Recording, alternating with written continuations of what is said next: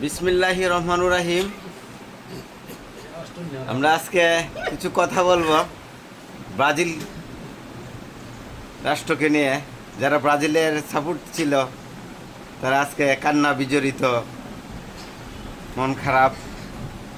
তাদের উদ্দেশ্য বলবো, আসলে খেলা তো হার জিত আছে, মন খারাপ করার কিছু নাই। ব্রাজিল যতটুকু পারে ততটুকু দেখিয়েছে। ব্রাজিল তো তার চাইতে বেশি পারে না, দেখাবে কোত্থেকে। আর চাবার জুড়ে তো সব কিছু হয় না, কোমরের জুড়েও লাগে। তাই যারা ব্রাজিলের রয়েছেন তারা আমাদের সাথে চলে আসুন, আর্জেন্টিনার সাপোর্ট হন। সামনে আর্জেন্টিনার শিল্প রয়েছে, দেখবেন, বিশ্ববাসী দেখবে। এখন খেলা নিয়ে কিছু কথা বলবে আমার আমার বাতিজা আল্লাহদের প্রতিষ্ঠানের মালিক মোহাম্মদ হারুন মিয়া।